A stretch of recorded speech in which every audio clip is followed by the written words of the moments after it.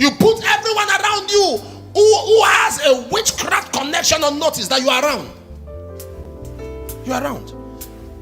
A young girl, I was told about a young girl that beats up pastors during deliverance. She will beat pastors. I'm listening to her, she'll be pulling their ties. So anytime she's manifesting in the meeting, they just leave her alone. So we're just joking, and I said, really? So I said, in this town. I said, go and harvest her, bring her. So they brought the lady. So I was talking, and the demon just started. So I continued what I was doing. And I stood up, laid hands on her, and the spirit said, oh, Apostle, you are lucky. That caught my attention. I said, why? He said, you are lucky that we don't have rivers and waters around. As I put her in the car, we drove to a river. We drove to it. No, I'm crazy like that. So forget this white I'm hearing. No, I'm not okay. I drove to the river. I said, bring her down. I entered the middle of the river, raised my trousers up. I said, bring her inside. Call your people. Call your kingdom. Me, that I'm lucky we are not close to the river. So this is the river. Call your kingdom. She said, oh. I said, if I slap you. Call your people. You think we are here for drama? Call your people. Yeah. She's a pastor's wife now. Totally delivered. Totally delivered.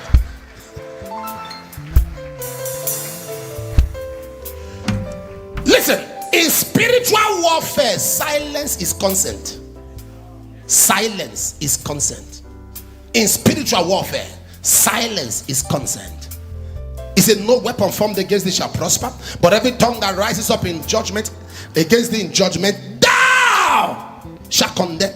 Thou shall condemn. A brother in church, he was leaving the office one time, and the secretary, it was about 15th, 16th of that month, the 15th and the 16th of that month, and the secretary walked to him and brought a check leaf that he has to sign it.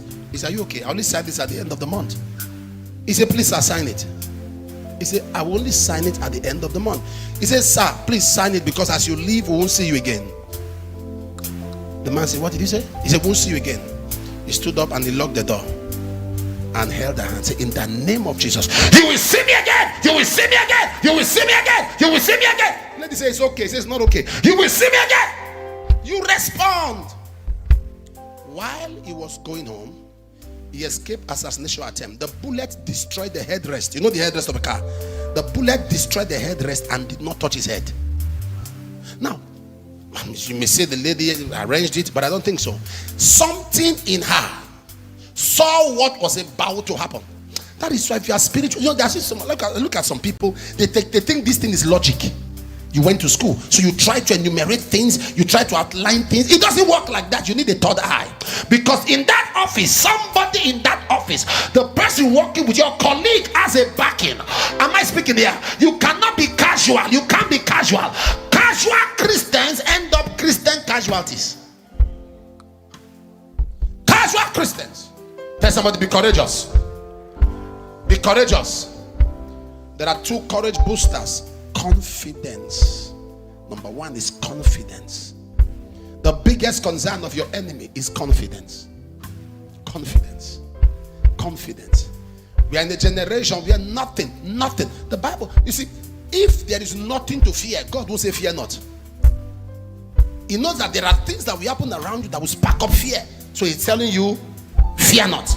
Because there are things that will happen around your life. There are things that will happen around your marriage. There are things that will happen around your home that will make you afraid, that will make you scared. Fear not. A politician in our country entered into an event, an occasion, and everybody was standing up, was shaking, and he had his protocol arrangements. Over 50 people, you know, some of them who have nothing to do, was following the man about. Everybody was panicking. People were leaving their seats and all that. They told the young man to stand up. He said, for what? He said, stand up. He said, why will I stand up? Is it because of this one? Pointed at the politician. Is it because of this man? The cameras were on them. So the politician was trying to be a nice guy. He said, leave him alone. So he turned to his PA. He said, track him. Track him. Track him. He said, is it because of this man? I should stand up from my seat? No, I'm not going anywhere. Was very arrogant. So they kept quiet. They deployed 3 people to follow him. So those ones followed him home.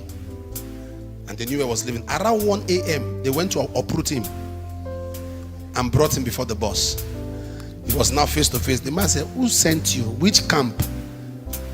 You were trying to embarrass me. And he held the man's leg. He said, I don't have a job. If I didn't behave like that, will I be here? He said, oh God, you need me. I have mouth.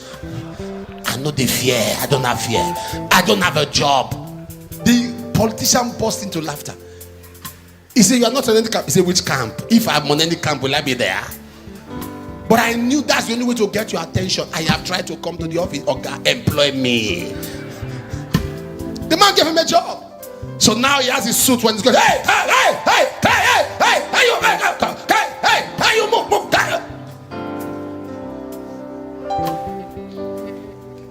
Do you know, in the medical profession, when someone is sick or sickly, if you can still communicate, there is hope. But once somebody stops talking, even the doctors are worried.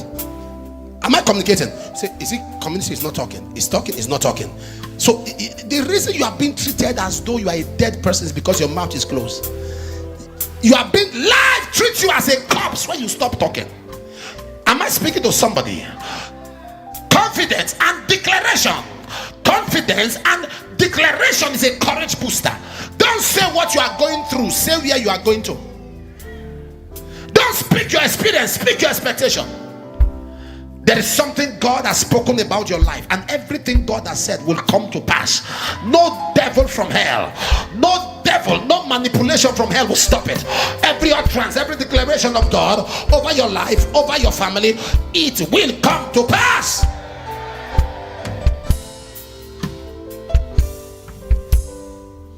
When David saw Goliath, he looked at him.